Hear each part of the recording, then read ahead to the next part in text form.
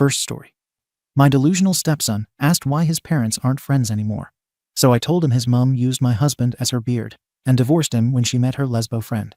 So now he should accept me as his real mom. But my entitled stepson refused, calling me mean and not his mom, so I grounded him. Now my husband and his ex ganged up on me and claim I ruined their son. I'll try to keep this direct, but it's complicated. I 25F have been married to my husband 28M for 2 years. He has a son, T5M, from his previous marriage.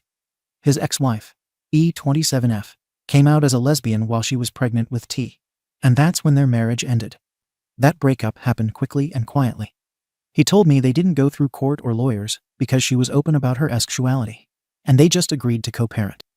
My husband was devastated at the time, his first marriage, first child, and it felt like it all slipped out from under him. I didn't know him then, but I've seen how it still affects him sometimes. He says he doesn't blame her anymore, that they've moved on, and that he's grateful for the honesty. But I've always felt like there's more unresolved in that dynamic than he admits. Now, about me. I met him when T was just under a year old. We started dating seriously when T was around 2 and got married when he was 3. I've been in this kid's life for years now, and I've taken on real parenting responsibilities. I do school drop-offs. I manage his appointments, I pack his lunches, and I discipline when necessary. But I'm also hyper-aware that I'll always be the stepmom, and I've made my peace with that mostly. What I haven't made peace with is E. From the beginning, she's tried to play this modern, co-parenting. We're all a happy blended family angle, sending me friendly texts, inviting me to join playdates, even suggesting at one point that we all do joint family photos. I tried to be polite, but it always rubbed me the wrong way. To me, that relationship will always be a little competitive. Maybe that's petty, but I'm being honest. We're both mothering the same child, and I don't want to play house with the woman who used to be in mine. It's not just a vibe thing. There have been concrete issues. One time, E told T in front of me that some people are stricter than others when I had told him no to something. Another time, she made a comment about how real moms always know their baby's favorite foods when T said he didn't like something I packed in his lunch. She tries to be subtle, but it's undermining, and I know it gets in his head. My husband. Well, he sees both sides but rarely takes mine in these moments. He says E means well, and that she's just trying to stay involved. We've fought about this before. He once told me I was too harsh with T because I grounded him age appropriately after he smeared toothpaste all over the bathroom walls and then lied about it. I told him I'm not a babysitter. I'm a parent, and if I'm being trusted to raise his son, then I get to enforce rules. That argument went nowhere. So yeah, things have been simmering for a while. I'm constantly walking this tightrope of stepmom, not mom, being undermined and judged, but still expected to carry weight. It's exhausting. I love T, but I also don't want to be treated like I'm disposable just because I didn't give birth to him. Anyway, now to what happened. Last week, my husband was working a long shift. I work remotely, so I had T for the day. Everything was normal. We played outside, did a little coloring, and watched a movie. Then, out of nowhere, he asked me, why don't my mom and dad live together like his friends' parents do? Now, T's at the age where he's starting to notice differences between families. I've tried to prep for these questions, but they always catch me off guard. I didn't want to lie, and I didn't want to throw anyone under the bus either. So I said something I thought was neutral. Well, Ryan's parents live together because they love each other. Your parents don't live together anymore because they don't love each other that way now. That clearly wasn't enough. He pressed. Why don't they love each other? Did they stop liking each other? Did my mom leave my dad? Was he sad? He was clearly piecing things together, and he just kept asking. At some point, I said, your dad loves me now. That's who he's with. But he didn't let it go. He asked again. But why don't they love each other anymore? Why did they stop? And I, maybe impulsively, maybe just tired of sugarcoating, told him. Because your mom didn't tell your dad the truth.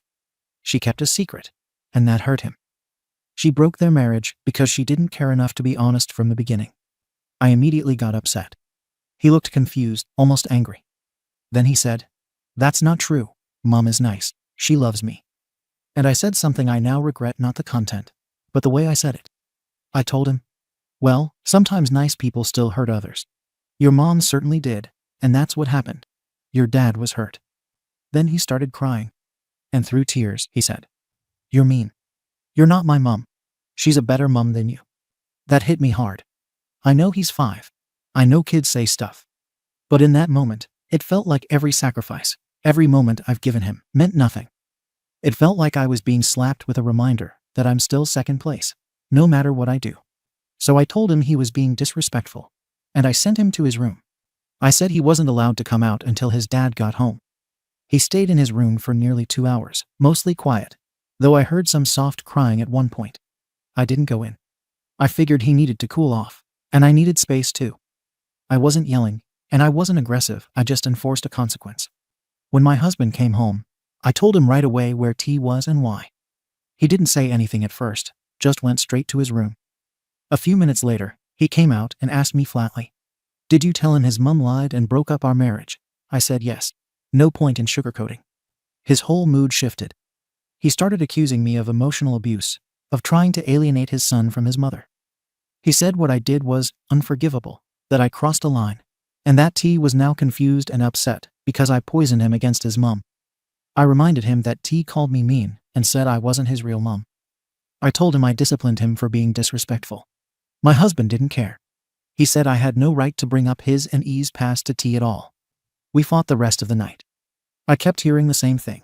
You're trying to drive a wedge. You're not his real mum. You don't get to rewrite what happened between me and her. I told him that's exactly the problem. He wants me to be a mum when it's convenient and a bystander when it's messy. The next morning, E texted me. She said T had told her what happened. She said he was crying and asking her if she broke his dad. She was furious. Her words were, "You're causing divide and misrepresenting the situation. That was cruel and unnecessary." She didn't ask what happened. She assumed everything T said was 100% accurate. She also looped my husband into the messages, which felt like a deliberate move to shut me down.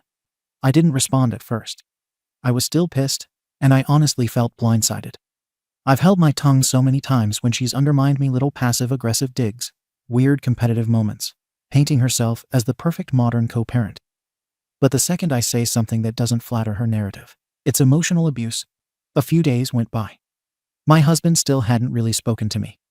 T was withdrawn around me. No morning hugs, no asking me to read to him at bedtime. Just cold and quiet. And now I was being told I needed to apologize to fix things. E was demanding I clarify the truth with T, that I tell him I was wrong, that I made it up. My husband agreed. He told me I needed to sit down with T and explain that what I said wasn't true. Here's the thing, I do feel like I overstepped. I shouldn't have framed it the way I did. But I also don't believe I lied. E did hide her sexuality for the majority of their marriage. She waited until the 3rd trimester to say anything. She made a decision that ended their family. She may have done it for her own peace, but it had consequences for everyone. T deserves to know the truth. Age appropriate, yes, but not completely sanitized either. Still, I agreed to sit down with him. I told him I was sorry for saying something that made him sad. I said it was wrong to talk about grown-up things that he doesn't need to worry about yet. I told him both his parents love him very much, and that sometimes adults don't stay together, but it's never the kid's fault. He didn't say much. He just asked if he could call his mom. I said yes. He ran off with the phone. After that, E sent a follow-up message saying she appreciated the gesture, but that she was still uncomfortable with me being in any direct disciplinary role. That one stung. I've been raising this kid part-time for years. I've wiped tears, cleaned up puke, and lost sleep over his fevers, and now I'm being told I'm not trusted to parent him. My husband didn't defend me. He said, "Maybe it's best if we reevaluate roles for now." So now I'm in limbo. I'm being treated like a glorified babysitter. My husband and I barely speak outside logistics. He hasn't apologized once for how he's spoken to me. T is distant. E is clearly enjoying having the moral high ground. And I'm left questioning if this entire blended family thing is even worth it. I keep circling back to the same question. Did I say too much? Was I too honest with a 5-year-old? Did I lose control? Or is this just the inevitable fallout when you're a stepmom stuck in the no-win zone between parenting and silence? I've spoken to my sister about it, and she said I was completely out of line, that I should have redirected the conversation or changed the subject. She also said Reddit is going to eat me alive, but I'm honestly not seeing what I did as some monstrous act. Harsh, maybe, but the truth isn't always nice. And I didn't scream. I didn't berate. I said what I thought was fair in that moment. So I'm posting this. Ada. Comments. Comment 1. YTA, you're clearly insecure and emotionally immature for this parenting role. You inserted yourself into a situation that demanded empathy and age-appropriate communication, and instead you unloaded adult pain onto a 5-year-old. I'm not even going to argue about whether your husband was hurt or whether his ex was perfect. That's irrelevant. The kid asked a question about his family, which he's trying to understand, and you turned it into a loyalty test. And I don't buy the whole "I was just being a parent" line. You punished him not for breaking a rule, but because he hurt your feelings. There's a big difference between discipline and emotional retaliation. If a bio mom said what you did to her kid, we'd still be calling her out. Your resentment towards the ex is palpable. It leaks into how you talk about her, how you perceive her intentions, and now, how you interact with her son. You think she's playing games, but what I see is someone trying to hold things together while you're quietly unraveling. Honestly, therapy. Not just for you, for the whole family. Because if this dynamic continues, you will drive a wedge between that boy and his parents. And worse, he'll learn to fear asking questions that challenge your authority. Comment 2. Holy hell. YT doesn't even begin to cover it. You emotionally nuked a kindergartner because he said something that hurt your pride. Let's walk through this slowly so you can hear how bad it sounds. 5-year-old asks why his parents don't live together. You go, well, your mom didn't care enough and lied. But hey, your dad loves me now. He gets upset, because duh, and says his mom's better than you, which, right now, yeah, she is. And your next move is punishment. You put a child in timeout for crying about his mother. That's not discipline. That's you being vindictive and petty and calling it parenting because you like having power over him. This isn't tough love. It's cruelty in a cardigan. Also, this whole "we're both mothering the same child" thing. No, you're not. He has a mother. You're his dad's wife. Important? Yes. Authority figure? Sure. But that doesn't give you equal emotional weight in his life. And the fact you think it should is telling. The mom was mature enough to try to include you. You chose bitterness and jealousy. Now a 5-year-old is caught in the crossfire. Get help or get out. Because you're doing damage, and everyone sees it except you. Comment 3. YTA, you don't have to like his mom, but you do have to respect the fact that she's still a central figure in his life. You crossed a major line by telling him she lied and didn't care. That's not your story to tell, and even if it were, it's not an age-appropriate way to tell it. He asked why his parents aren't together. That's not an opening to rehash their adult breakup. It's a chance to reassure him he's loved, not confuse him more. Also, sending him to his room for saying his mom is a better mom. He was defending someone he loves. It wasn't disrespect, it was loyalty. That's not a teachable moment. It's a child showing attachment. And punishing that just reinforces that you're not safe to talk to. You may think you're offering tough love, but from the outside it looks like you're trying to force a maternal role through control, not connection. If you want a stronger bond with your stepson, you need to stop viewing him and his mom like opponents. They're not your competition. They're his family. If you can't make peace with that, this dynamic is only going to get worse. Update. Hi again.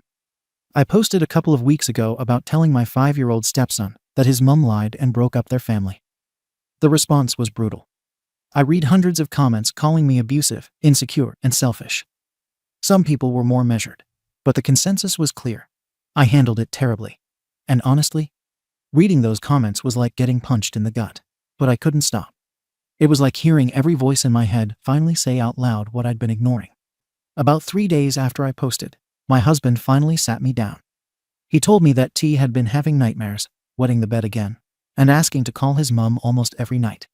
He said T told him he doesn't want me to be his mom anymore, and that he wants to stay with mom more. Hearing that physically hurt. It wasn't like being called mean in the moment. This felt like a permanent shift. Then my husband told me, point blank, that things could not go on like this. He said I had 2 choices. Either I apologize directly to T and to his mom, agree to step back from disciplinary and parental authority, and start joint counseling with him, or keep things as they are. But he would file to modify custody so T would stay full-time with his mom, and we would likely separate. It wasn't a threat. It was a boundary. And it was the first time I'd seen him truly choose his son and ex over me, without hedging. I said nothing. I just nodded and went upstairs. That night, I packed a bag and left to stay with my sister. At first, leaving felt like relief. No tense dinners, no little footsteps avoiding me, no ex texting me paragraphs. Just silence. But in that silence, my brain wouldn't shut off. I reread my own post. I reread the comments. I tried to imagine being T, sitting on a bed at 5 years old, hearing your stepmom say your mum lied and didn't care, then being punished for crying about it. I tried to imagine being my husband, walking in from work to find your son locked in a room crying and your wife standing by her parenting choice. It was ugly. I realized how much resentment I'd built up against E, against my husband for not fully choosing me, against the situation in general, and how I'd been funneling that through control of T. Not consciously, but still. It made me sick to think about. My sister didn't sugarcoat it either. She told me I'd been parenting from ego, not love. That my insecurity about E had turned me into someone I wouldn't even respect. She also pointed out that stepping back from parenting isn't a demotion. It's a consequence of not handling the role right. And she was right. I stayed at her place for 6 days. During that time, I texted my husband a few times about logistics, but not much else. He didn't chase me, but he kept me updated about T. One night, he sent me a photo of T asleep on the couch, clutching a stuffed animal I'd given him months ago. I cried for an hour. On the 7th day, I texted my husband asking if I could come home. He said yes, but only if we're ready to talk about next steps. When I walked in, T was at his mom's. The house felt weirdly empty. My husband and I sat down, and for the first time in years, we really talked. Not a fight, not sniping, not deflecting, just talking. I told him I was sorry. Not the vague, sorry you're upset type, but actually sorry for what I did to T. I said I'd been resentful of E, of the situation, and that I'd taken it out on the little boy. He didn't say much at first, just listened. Then he said he'd already spoken to E about counseling for T, and maybe for the 3 of us. I agreed immediately. We also agreed on new boundaries. For now, I'm not the primary disciplinarian. If T breaks a rule, I let my husband handle it. My role is supportive, not punitive. It feels weird, but it also feels lighter. Like I'm not holding on to a role I can't fill right now. That night, after dinner, T came home from his mom's. He didn't run to me or hug me. He just walked past me quietly. I gave him space. About an hour later, after bedtime, I heard little footsteps. He came into our room, clutching the same stuffed animal from the photo. His eyes were wet. He whispered, "Are you going to leave like my mum did?" I froze. My husband sat up, but I gestured for him to wait. I pulled T onto my lap and said, "No, buddy, I'm not going anywhere. I made a mistake. I said something mean about your mum, and I'm so sorry. I love you. Your mum loves you. And your dad loves you. None of this is your fault." He cried quietly for a few minutes, then asked if he could sleep in our bed. We said yes. It wasn't some magical fix, but it was the first real connection we'd had since everything blew up. We've started looking for a family counselor who specializes in blended families. My husband and I have agreed to couples therapy too, because this isn't just about T. It's about us. About how we handle resentment, boundaries, and loyalty. I'm not pretending I'm blameless anymore. I was wrong. I handled that situation badly, and it hurt a kid. But I also see now that I don't have to win against E. I don't have to compete. I don't have to force a maternal role. T doesn't need another mum. He needs a safe adult in his life who doesn't punish him for loving the people he's supposed to love. It's going to take time. He's still hesitant around me, and I'm giving him space. But I'm also showing up reading his bedtime story when he asks, making him snacks, sitting with him quietly. No big talks, no loaded statements, just stability. That's my job now. I don't know where this ends. But I know the version of me who posted that first thread was defensive and blind. The version writing this update is still flawed, but at least it's facing the truth. Comments. Comment 1. I'm going to say something a little different. This isn't just a parenting problem. This is a marriage problem. Your post and update both scream. I've never really felt chosen in this relationship. You didn't punish that kid because he said something mean. You punished him because he confirmed a fear you've had since day one that no matter how much you do, you'll never be enough. Not compared to the ex. Not to the kid. Not in your husband's eyes. That insecurity isn't just about E being the bio mom. It's about your husband never fully making space for your feelings in this blended family. And don't get me wrong, you handled that insecurity horribly. You dumped it on a 5-year-old. But let's not pretend this is all about you being controlling or petty. It's also about you being unsupported. I think therapy is your best shot. And not just for the kid, for you and your husband. Because until he learns how to balance loyalty to his child and his partner without one feeling like a third wheel, this cycle will just repeat in new ways. You're not the arsehole, but you were the grown-up who failed the hardest in that moment. Now it's on you to fix it without expecting applause for trying. Comment 2. I flamed you hard in the original post, and I stand by it. You seriously F'd up. But I'll also say this: your update shows growth. Not perfection, not redemption, but real self-awareness. That's rare. What you said to T was cruel. Not because it wasn't true from your perspective, but because it wasn't his truth. You made his safe space feel unsafe, and that SHT lingers. 5 is a sponge age. He'll remember the tone, the punishment, and the tension. But I can also see you're trying now to rebuild that trust, and that's what matters. Your husband did the right thing. That was parenting. Setting a boundary to protect his son. And frankly, he should have done it sooner. Sounds like he finally realized letting you operate with full parental control without holding you emotionally accountable was a mistake. That moment with T asking if you'd leave like his mom. That's what this was really about. Not the ex, not loyalty wars. This is a scared little kid trying to make sense of the adults around him walking out or fighting. I hope that haunts you just enough to never forget it, but not so much that you stop trying to earn his trust back. Update. This will be the last update. Things didn't work out. Not because I didn't try, but because I don't believe I was ever really accepted in this family. And I'm done trying to beg for a place in my own home. After coming back from staying with my sister, I did what I said I would. I apologized to T, backed off on discipline, stayed in therapy, and stopped making things about E. I kept to the script. For a few weeks, things were fine on the surface. I was still wary, but I thought we were rebuilding. But then small things started creeping in. T would say things like, "Mom lets me do this," or "Mom said that's not a real rule." I bit my tongue. But I also started wondering how long I was expected to play the passive extra, while his mom still influenced what happened in my house. I asked my husband about it. He said, "You agreed to take a step back, remember?" It felt less like a boundary and more like being erased. I tried to reestablish a rhythm with T. I'd cook for him, offer to play, and help with homework. But I started catching myself checking if he said, "Thank you," or "I love you too," looking for validation. One day, I asked him, casually, "Do you like staying here or at your mom's more?" He just looked confused. Later that night, my husband confronted me and said T told him I asked weird questions. He accused me of testing T's loyalty. I backed off again. Then I tried a different angle. I made a small printed chore chart for T, simple things like put away toys and clear your plate. I taped it to the fridge. My husband saw it and immediately asked why I didn't talk to him first. He said I wasn't supposed to enforce rules right now. I told him I wasn't punishing, just encouraging consistency. He said it still wasn't my call. After that, I stopped going to therapy. I told my husband I didn't feel it was helping. I didn't want to sit there once a week and get picked apart, while E and my husband got to be on the moral high ground. I was the only one being told to change. No one was holding them accountable for keeping me on the outside. I didn't sign up for that. The final breaking point came when my husband and I started talking about trying for a baby.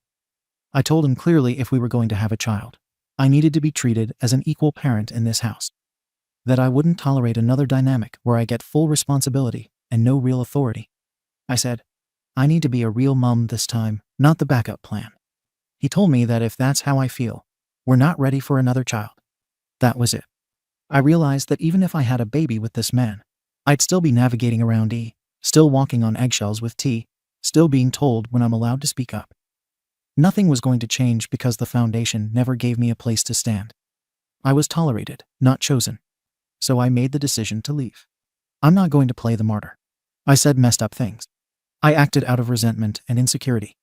I made a 5-year-old feel unsafe. But I also spent years trying to parent a child while constantly being reminded I wasn't really a parent. I was supposed to love him, protect him, discipline him, and sacrifice for him, but only in ways that didn't threaten anyone else's comfort. I told my husband I was done. I packed my things and moved back in with my sister. I'm filing for divorce. We don't need to drag it out. There's no shared property worth fighting over. Just a lot of time I won't get back. To those of you who tried to help me see my part in all this, thank you. I did see it. I just also saw the rest of it, too. I tried to change. But I'm not going to spend the next 10 years pretending I'm fine being invisible in my own home. This is the end of the road for me. Let them build their version of a family. I'll go build something of my own. Goodbye. Second story. I hid my ALS from my grandpa to protect him, but my delusional cousin revealed everything. Now my grandpa is in the hospital from a heart attack, and my cousin blames me for being manipulative, claiming it's not my place to decide how grandpa would react, and that grandpa needed to know. A year ago, at 25, was diagnosed with limb onset ALS after a long struggle with experiencing foot drop and muscle weakness. For a few months, I hid my diagnosis from everyone until progression of the disease forced me to come clean. To be honest, I'm still coming to terms with this, and each day has been a living hell as I wake up, not knowing what motor skills I will lose next. I have always been fiercely independent, and the protector of the people I love. So it kills me knowing that everyone who loves me, my girlfriend, especially now, has to bear the burden of my illness. The one person I haven't told is my grandpa, who raised me and my brother until we were teens because my parents were at work all the time. He's the one who cared for me the most, who has literally watched me grow up. I have always promised to take care of him and give him the best of everything because he sacrificed to give me as much of a happy childhood as he could. Ever since I was diagnosed, the thought of having to tell my grandpa that his grandson has an incurable, degenerative disease has plagued me, and I don't think I can gather up the courage to tell him or to face the fact that I can't fulfill my promise. He's nearing 70, and I want him to live as happily as possible without worrying about me. The other day, we met for a family dinner. I don't see my grandpa very often now, so before the dinner I was adamant that my grandpa would not find out. My brother and girlfriend agreed to cover for me, using a wheelchair by saying I'd been injured playing soccer. Grandpa accepted the excuse, and all seemed to be well until my cousin, who wasn't aware my grandpa didn't know, brought it up. As I expected, he was devastated and couldn't stop asking me why I didn't tell him. Later that night, the sudden emotional shock likely triggered his heart condition. He has a history of heart attacks. My grandpa is now in the hospital, and I haven't been able to stop crying. My brother is furious at my cousin for revealing my diagnosis, and even more so for not being apologetic since she's insisting that it's my fault because I should have just been honest with my grandpa. She called me manipulative and a liar, and said that it wasn't my place to decide whether grandpa could handle it or not. The guilt is eating me alive. But at the same time, the aftermath just tells me that I was right to hide it, because the news absolutely crushed my grandpa. I don't know what to do anymore, except to pray that my grandpa makes it through. Ada? Edit. Thank you all for your responses, and especially to those who express things from my grandpa's perspective. Not sure how much this changes, but my cousin's husband saw this post, and now my cousin is livid. My brother just got off a call with her, and apparently he did actually tell her not to say anything, and let me take the lead. It's just that she highly disagreed, so I guess this was her way of voicing her disagreement. I didn't know about this part, so I assumed benefit of the doubt that she didn't know. Again, appreciate everyone, and will hopefully be visiting my grandpa as soon as we get more news about his condition. Comments. Commenter 1. Nah. Oh love, I'm so sorry. That's such a heavy diagnosis. You're not an arsehole, but at 69 your grandpa could live for another 20 years. You weren't going to be able to hide it forever. And he's a grown man. He doesn't need protecting from reality. He'll be devastated for sure. Who wouldn't be? His precious grandson facing such a hard prognosis. His heart will break. But that's part of life. And the earlier you know about something horrendous, the sooner you can start to process it, you know? Your cousin didn't realize you hadn't told him. She's not an arsehole for bringing it up. It's a big thing, and your loved ones are going to want to talk about it. It's awful that your grandpa is in the hospital, but that's the best place for him to be, and I'm sure they're doing all they can for him. And it is not your fault or your cousin's fault. It's natural to want to grasp onto blame when bad things happen, but it doesn't really help. Give yourself and your cousin some grace. You've both had very human reactions to a shit situation. OP. Maybe the cousin wasn't the off for bringing it up because they didn't know, but their reaction afterwards turned them into one. Calling a terminally ill person a manipulative liar for wanting to tell people on their own time isn't shitty behavior. Commenter 2. OP asked his brother and girlfriend to help him lie to his grandpa. I'd say that's pretty manipulative. In the cousin situation, I'd feel horribly guilty for triggering grandpa's medical episode, but also feel incredibly angry at OP for making this something that I'd done wrong. How was the cousin meant to know that grandpa was being kept in the dark? And then feel guilty again about being angry at my terminally ill cousin. And then I expect I would end up doubling down because seriously, what was OP thinking? That he'd just lie to grandpa until one of them died? OP, I'm so sorry you're going through this. Do you have a therapist you've been talking to about your diagnosis? If not, it's probably worth getting one, as you haven't been dealing with it in the best way. OP, thanks for your comment. And you make valid points. Did make an edit after my brother spoke with my cousin over the phone. I don't have a therapist, and quite honestly, I haven't thought about it. But perhaps I might look into it. It's just that care for a LS is so damned expensive, and the costs are just going to increase from there, especially as it progresses. Commenter 3. You're allowed to tell people when you are ready. But you've just learned a super hard lesson. When you let the cat out of the bag, everyone will find out, even if you don't want them to. Commenter 4. So your cousin thinks it was her place to decide what Grandpa could handle. I get that she might not have realized he didn't know a risk you took, but she is claiming you had no right to withhold your personal medical information from him. That is what makes her an update. Appreciate everyone who commented with both support and honest criticism. I've been making the most of whatever time I have left since then. Some of you were sharp and picked up that my ALS is fast progressing, which is very accurate considering how recently it's felt like jumping off one cliff after another, which I'm pretty shocked by. In a way, I do thank my cousin for spilling my secret, because I didn't expect how little time I had before I couldn't hide it. My grandpa did pull through, recovered, and handled things like a champ. He's not in perfect health, and obviously neither am I, but we make it work. Per everyone's suggestions, I visited him ASAP, and we had a long talk. I showed him my post as well with lots of tears emotional moments. I apologized for hiding my condition and promised to be transparent with him from now on. Although I got nagged and lovingly lectured at, I do think I felt relieved to get that emotional weight over with. Grandpa said a lot, and I can't include everything. But the main two things were: 1, he already sensed something was off, though he wasn't sure what exactly and definitely did not expect a LS. And 2, he needs no protection from reality and wants to support in any way he can. He'll be moving in with me and my brother, and we're looking at hiring carers so my brother's not overwhelmed. I've begun voice banking due to speech changes, mostly hoarseness and slight slur. Basically like a drunk Mickey Mouse. While the people closest to me can still somewhat understand what I say, Grandpa tops everyone else and is proudly serving as resident translator. Honestly, it's a pleasant surprise how well he gets my speech. But I'm so grateful he's gifted me these precious moments amidst the frustration. I've since gone low contact with my cousin for a variety of reasons, namely constantly disrespecting my wishes. The major one being that she came into my house, knowingly with a cold, even while we had already warned people not to visit if they were sick in any form.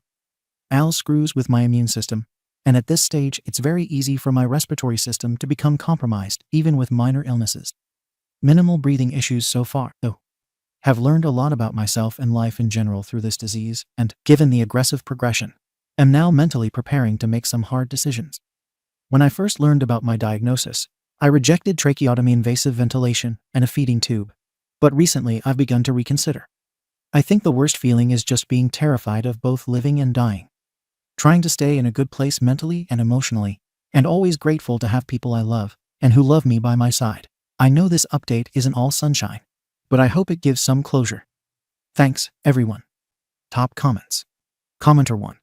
I remember reading your original post when you first wrote it. I am glad you are surrounded by the people you love, and wish you all the best. Make your decisions for you and only you. Your choices are what matters. Commenter 2. I'm so glad you have your grandpa in your support system now. Wishing you the best on this journey. Commenter 3. See if you can connect with a speech-language therapist now if you haven't already. There are a ton of augmentative and alternative communication (AEC) options that are expensive, but more affordable now than in the past. In the last 15 years we have gone from eye gaze being brand new to being available on some models of iPad. Always try getting things paid through health insurance. Some of the communication apps also will post on social media and send emails and texts. See what feels intuitive to use. It also will help to have all the personal things you need: names, favorite things, etc. Dedicated AEC devices are more expensive than an iPad, but the eye gaze technology is better. I think you would be able to have some kind of tablet that lets you use eye gaze to use other apps, internet, e-readers, etc. Finding a speech therapist will help you see what kind of devices and software are available and what feels easiest for you to use. The companies that have devices I'm thinking about have device reps that can bring things out for you to see in person. For insurance to cover it, you usually have to do a 6-week trial to make sure it is the right system, hardware and software. If at all possible grumbles at health insurance, you want all of that done before you need it. especially if you are looking at intubation. Good luck. ALS is rough. I'm so sorry. Thank you for watching the video. If you are interested in listening to these kinds of stories, we've got more in store for you. Simply subscribe to our channel, hit the like button, and share it with your friends.